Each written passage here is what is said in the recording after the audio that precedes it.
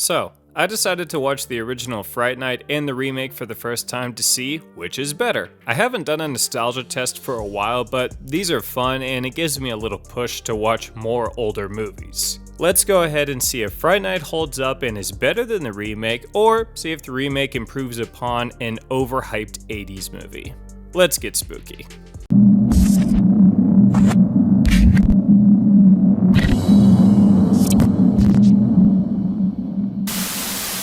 Okay, let's start off by breaking down the original Fright Night. The original Fright Night came out in 1985. It's classified as a horror comedy and stars Chris Sarandon as Jerry Dandridge, or the neighborhood Dracula. I know he isn't exactly Dracula, but he has a lot of similar traits and he is the main and only vamp of the movie, so it's hard to think of him as not this movie's Dracula. He was in some bigger movies before this, but only one thriller called A Murderous Affair and The Sentinel, a 1977 horror movie. I definitely wouldn't call this guy a horror icon, but that being said, he eventually was in, the Fright Night sequel, Bordello of Blood, Child's Play, but probably the biggest one that I found that really surprised me was that he was the voice of Jack Skellington in A Nightmare Before Christmas.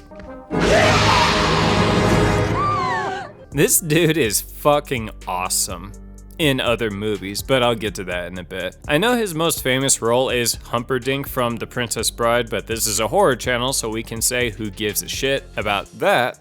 Blasphemy! We also got Roddy McDowall as Peter Vincent, our horror expert who hosts the popular Casual Watch for the biggest horror nerds out there, Fright Night. Just doing a brief look at his former work, he has been in a few horror, but none of the names really stand out unless I am mistaken. He is probably most known for his role in the Planet of the Apes movies. Never seen them, so who cares? Next we get William Ragsdale playing our main guy Charlie, the kid who is way too into horror that ends up saving his life. I bet that's the dream. Though, I wonder how he would fare against something like myself if I moved in next door, or simply climbed up.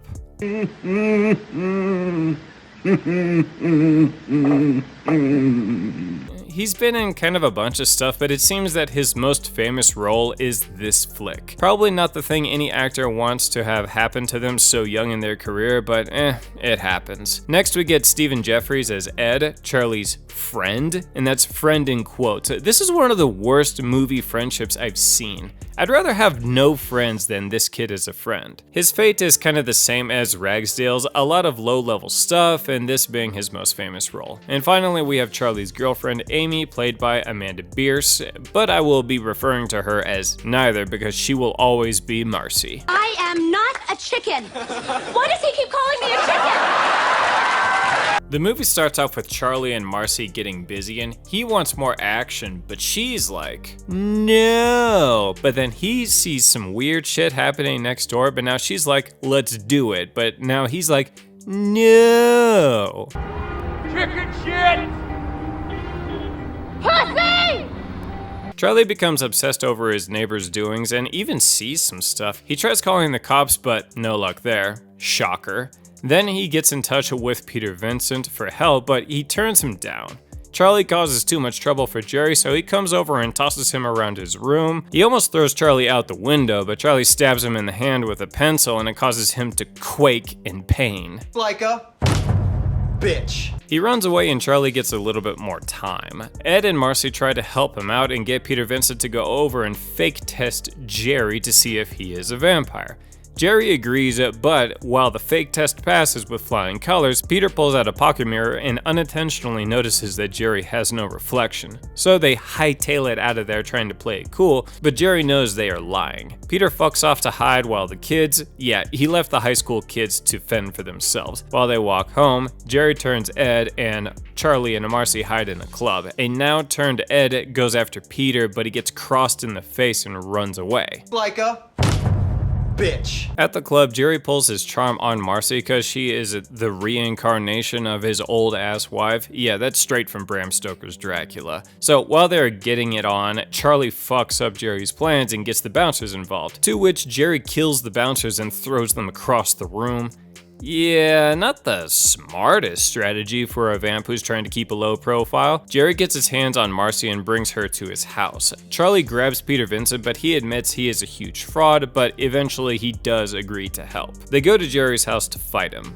Peter pulls a cross on Jerry, but he crushes it and tells them you have to have faith in order for that to work. Wow, so you're just gonna tell your enemies how to defeat you? Look like a bitch again. So Charlie pulls a cross on Jerry, which makes him cower away like a pussy with fangs. Jerry's familiar Billy knocks out Charlie, and Peter runs away to the next door to call for help. He encounters Ed, who's turned himself into a wolf to attack him, and we get the classic fall backwards and impale the guy who jumped towards you bit, and Ed has an unnecessary monster transformation scene and then dies. Making him yet another stupid bitch. Jerry throws Charlie into a room with a now turned Marcy. Peter gets back into the house. He finds Charlie and Billy confronts them. Billy literally walks into Peter, shooting him in the head. He passes out for a sec, then he just gets back up, only to walk into Peter, shooting him another 5 times. Then, as he is about to unnecessarily throw Peter off the stairs, Charlie stakes him in the chest and the guy melts into green goo and dies. What was the point of all that? This is the most frustrating part of the film. This dumb bastard literally walks into his own death. How the fuck is this movie considered a classic? They do a little dance around with Jerry till the sun rises, then he retreats to the basement. They are able to get his coffin open, and Marcy is still being a slave bitch and is ruining most everything. They bust open the windows to get the sun in and make Jerry blow up. Marcy is turned back into a human just cause they killed her sire. The movie ends with Charlie getting laid, Peter getting his show back, and we hear Ed's laugh as the credits roll. Okay, pros and cons of this movie. Pros. Charlie is a pretty good protagonist. He is persistent, brave, and he really gives it his all plot-wise. The practical effects are classic fun 80s. In fact, I'm almost positive that that's what people think of when they think of this movie. Cons. Of all the vampires I could be, this movie's vamps would be at the bottom of the list. Jerry is a good-looking and charming vamp, but at first he gives off the impression that he is trying to keep a low profile, but then he kills 2 people in an uber vamp way in a crowded club. He is also neutered. The cross is ridiculously powerful against him, and it's idiotic that he would tell people how to use them properly to work on him. Which doesn't make sense. You wouldn't use a cross unless you believed they worked, or maybe when they say faith, they mean a Christian's faith? Though I doubt someone would immediately become a born-again Christian once facing a vampire. But I guess if you were desperate enough, still. Another con I already dived into is Billy, his familiar, or something. I honestly don't know what the fuck this guy is, cause they never explain. He can just take a beating, think falsely that he's invincible, and then he gets pwned like a bitch. There's no better way to describe this guy. He is dumb, his death is dumb. So dumb, it's brilliant. No! It's just dumb. Ed I already described as a shit best friend, but as a character he is more annoying than anything else. Same thing with Marcy. I mean, she's not as bad as Ed, but how often she says Charlie in a childish tone reminded me too much of All Dogs Go to Heaven. Yes, I have seen other movies than horror. Don't hate on me too hard. Oh, and another thing I have to go over again, Jerry gets a pencil stabbed into his hand and turns into a sniveling cockroach and runs away from Charlie. At the end of the movie, he gets staked in the upper shoulder while he is in his coffin, and he just pulls it out like it's nothing. What? Oh, come on! Yeah, enough said about that shit. Overall, this movie has more negatives than positives in it, and I do not think it passes the nostalgia test. This is no classic in my eyes. Now let's move on to 2011's Fright Night. 2011's Fright Night is a remake of the original. The story focuses on the same characters, but it does add some additional ones, plus take some away, and they do their own thing. So good on them for doing a remake and trying to make it their own. And let me tell you something, the casting for this movie is stacked. Colin Farrell plays our vampire neighbor Jerry, and he is a pretty big name, so no need to go into his film history. Anton Yelchin plays Charlie, and this was after his first Star Trek movie, but before some more horror thriller related movies like Odd Thomas and Green Room. Shame he died so young. McLovin, yeah, I know he has a real name, but he will never outlive McLovin. He plays the new Ed. David Tennant plays the new Peter Vincent. I know he is famous for Doctor Who, but honestly, I really don't give a shit. Blasphemy!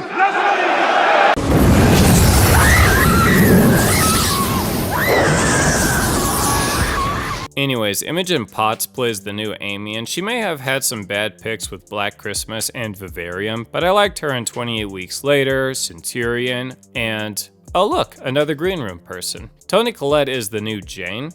Who? Yeah, Jane is Charlie's mom. In the original, she didn't really have anything to do with the plot, but in this movie, she definitely has a bigger part to play. And of course, she is from everyone's recent artsy horror favorite, Hereditary, and a new horror comedy favorite of mine, Krampus.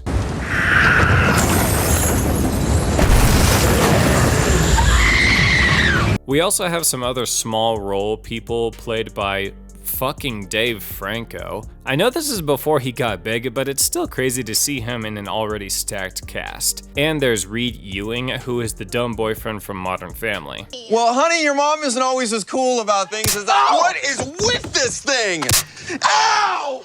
Let's get to the movie. It starts off with a young kid running through his house and finding the rest of his family killed. He gets his hand on a gun and is hiding under a bed only to have it ripped off of him, and then he gets eaten. Alright, solid start.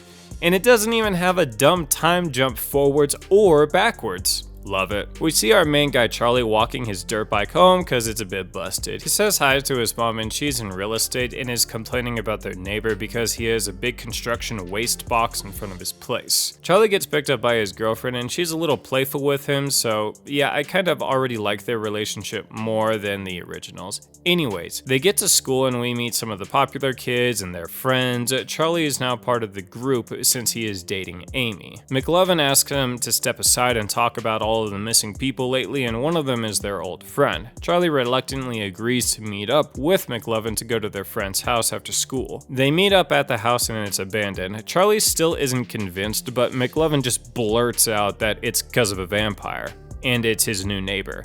Wow. Subtle. So they argue, and McLovin even throws some jabs at Charlie for being a different person. They aren't friends anymore, and he even takes some jabs at Amy. So Charlie shoves him and tells him to fuck off. This was kind of an odd way to get the story started because McLovin just says the neighbor is a vamp with no evidence. I know they are supposed to be playing high schoolers, but you could have shown him some of the shit if you got some evidence. Charlie fucks off his way, McLovin goes his own way. On his way home, he gets confronted by Dave Franco, who is Charlie's new friend and also is a classic douche bully. McLovin gives him the slip and takes off through some of the backyards and ends up in Jerry's yard.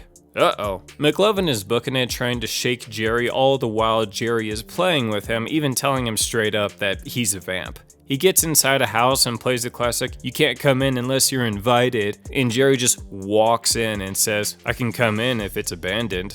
Oh shit. I like that. Jerry corners McLovin in a pool and gives him the classic outsider can be top of the food chain speech, and he gets him right then and there. Side note, this movie is pretty fast paced. Not always a bad thing, just an observation. The next day, Charlie notices that McLovin is missing, so he goes to his house and looks through his stuff and finds actual footage of Jerry not showing up on camera when he is getting in and out of his car. Charlie is immediately convinced, and you can't really blame him for that. That night, Jerry comes over to ask Charlie for some beers for his hot date, and he is laying the creepy Night Predator vibe on super thick. You'd think he would act more like normal, but no. Even if Charlie didn't have proof that he's a vampire, he's making a terrible case that he's not. Charlie sees a go-go dancer spend some time at Jerry's place. He hears a scream, he calls the cops, they show up, and Jerry's able to charm them away, which is kind of the first instance of us seeing his vampire charm, but we will get to that later. Charlie waits for Jerry to go away for the evening, then sneaks over to his house. He finds some crazy occult stuff and a secret hallway where Jerry stores his victims. He finds the girl and he almost gets her out of there, but Jerry comes back and Charlie is able to hide while he feeds on the girl, and good on her for telling Charlie to be quiet and save himself. Jerry leaves her to be to watch some trash TV. Charlie and the girl sneak around the house and it's a bunch of close calls, but right as they're about to leave, we get a scene that shows that Jerry knew and he was just playing with them. That does sound like fun. As they get out of the house with a false sense of hope, the girl walks into the sun, immediately bursts into flames, then ash, then nothing. Charlie gasps in horror, and Jerry just smirks as he hears the screaming and goes back to TV. Charlie starts doing some research and sneaks onto Peter Vincent's production stage and gets a fake interview with him to know how to kill a vampire. Peter knows he's full of shit and tells him to fuck off, but Charlie is able to leave some of his photos behind as a last-ditch effort to get some info. We get a scene of the school bullies just hanging out in their car near Charlie's house around dusk, and Jerry just knocks on their window and eats them. Not very covert there, buddy. That night, Jerry tries to get into Charlie's house while him, his mom, and girlfriend are there. Charlie is able to convince his mom to not let him in. Jerry doesn't take that shit lightly, and he just digs up their gas line, lights a match, and sets the house on fire from the inside. Excellent! The trio get in a car and book it out of there. Jerry tries to catch up on Charlie's bike, but the wheel is bent. So... Is everybody okay? Nobody's hurt? What a fucking throw. This is awesome. They get further into the desert. By the way, this all takes place in Vegas. Jerry catches up to them and makes the car crash. Another poor driver accidentally crashes into their car and Jerry kills him. And while he is about to kill Charlie, the mom stakes him in the back with one of her real estate signs. I'm skimming through a lot here, but this chase scene is pretty sick. You should check out this scene online if you can, and if you don't feel like watching the whole movie. They get into the other guy's car and drive to the hospital because Charlie's mom got fucked up in the chase scene. They get a call from Peter, who had a look at some of Charlie's stuff, and he asked them to meet up at his place. While Charlie and Amy get a little info from Peter about their vamp, McLovin comes back into the movie to fuck some shit up, till Jerry arrives. A couple nobodies get killed. Charlie has to do the hard thing and kill McLovin. The whole time Amy has been helping Charlie out with the fighting, but it's not enough. They get to a nightclub below and Jerry is able to get Amy alone, and he charms her with his blood and drains her. He then takes her back to his place, all the while Charlie is helpless to intervene. He goes back to Peter, who admits he already knew vampires were real because they killed his parents when he was young, but he was too scared to help Charlie personally. He does give him a special stake that will turn all of Jerry's underlings back to humans, so there is still hope for Amy. Charlie gears up and heads into Jerry's house. Peter surprise visits him to help out. They make their way to Jerry's personally dug basement and, surprise, Jerry comes out and throws Charlie into a room with the now turned Amy while he fucks around with Peter. And by fucks around, I mean we get another sick vampire scene. Jerry throws a pebble at Peter to give him a little cut on his forehead, and there's an awkward pause of, what the fuck was that? Then Jerry points to the nearby wall, and hibernating vamps crawl their way out of the walls and the floors. Excellent! Peter is able to kill a few before they just pile on him and feed. Charlie is able to wound Amy and get out of there to help out Peter. Peter shoots the ceiling to let some sunlight in, and there's a bit of hopelessness for our guys as the sun is about to set. Charlie then pulls out his final Hail Mary and sets himself on fire. He's wearing a fire suit. He grabs onto Jerry and clips himself to him so he can't get away. Peter throws him the special stake and Charlie nails him, and everyone in the room who didn't get killed as a vamp turns back into a human. The movie ends with Charlie and Amy using Peter's sweet penthouse to consummate their relationship, naturally. And the mom is back to selling real estate, and we get a happy ending. Okay, pros to this movie. The cast is pretty great. Everyone turns in a great performance except for one guy, but I'll get to that in a sec. The vampirism in this movie is dope as hell. I loved the big vamp moments in this flick. I loved it when Jerry threw the motorcycle, when he stood up and lifted a car off of his shoulders, when he pulled the gas line out of the ground to set the house on fire from the inside, when the vamps came climbing out of the walls and the ground. Love it, love it, love it. I really liked Charlie and Amy's relationship more. We got to know them as characters and what they really thought of each other and how special it was. I like that it was Charlie and not Peter who killed Ed or McLovin, which gave a bit more weight to his death. Cons. Instead of iconic practical effects vamp faces, Jerry's face when it is uber vamp looks terrible. It only happens like twice, and the other times it's just him with black eyes, fangs, and claws, and those look nice, but his CGI face when you see it,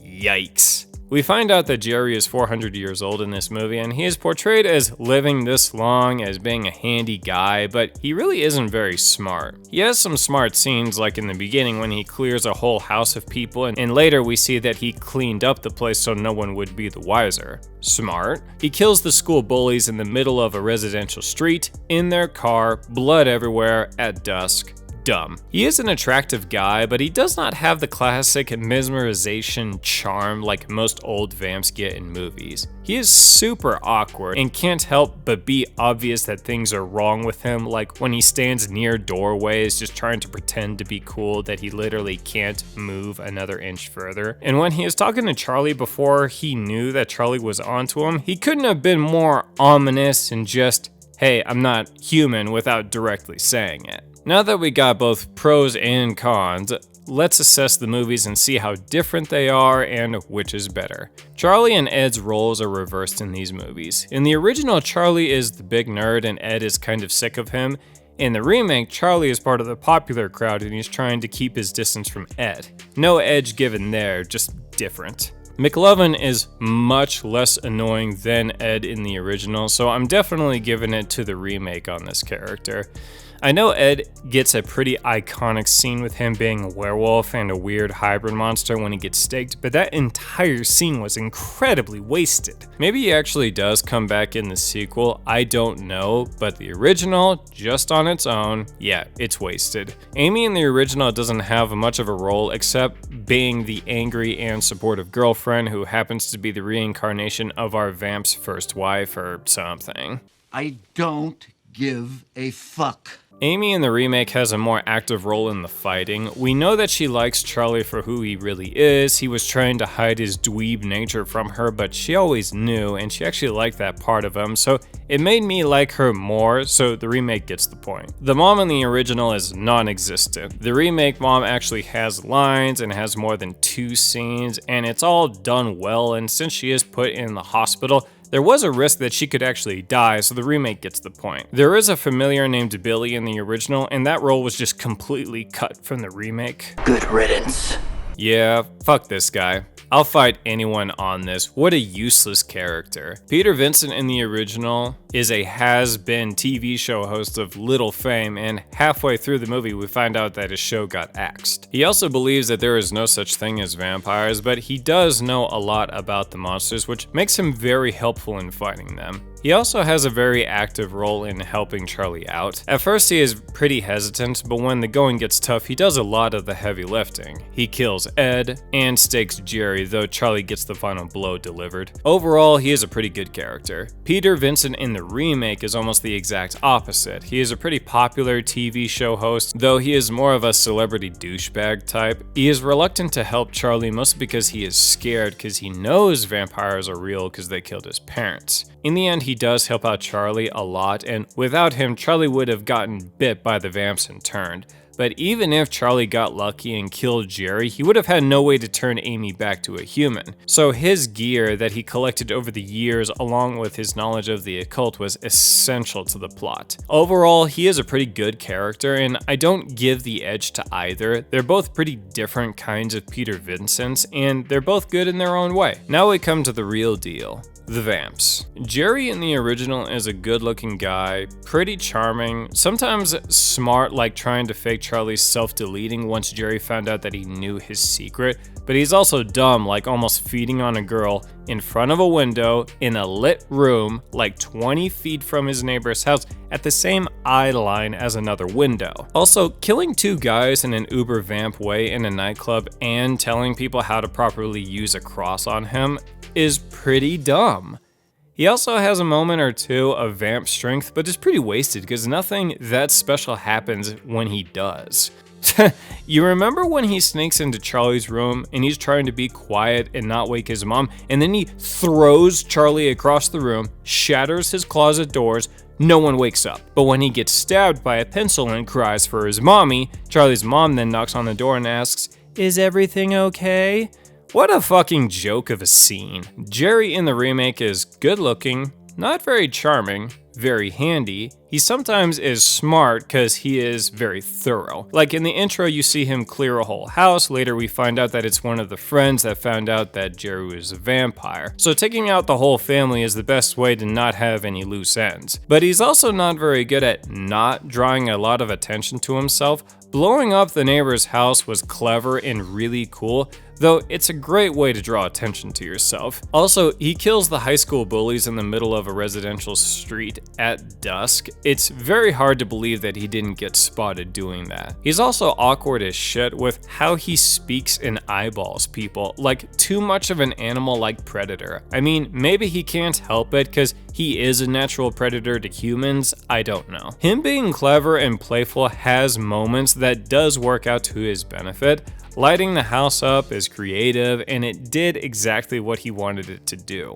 Also, when he is playing around with Charlie when he is trying to sneak a girl out of his house, he stalled them long enough for the sun to come out and immediately burn the chick to bits so Charlie loses his evidence. Also, I can't not bring up his uber vamp moments again. Digging up the yard, the bike toss, when he stands up and lifts his car off of his shoulders. Oh, I love it when the vamps are super strong. Yeah, I'm giving this point to the remake as well. I am too lazy to keep track or actually count the points, but the main point is both movies have ups and downs, but overall I'm giving the win to the remake. It's a much more fun watch, has more memorable moments, more characters to get to know before they get hurt or killed, and I think its ups outweighs the original ups. I am sure I'm gonna get a lot of shit thrown at me for this one, and good. Bad attention is better than no attention on the internet. Stay spooky, and maybe the creatures of the night will pass you by.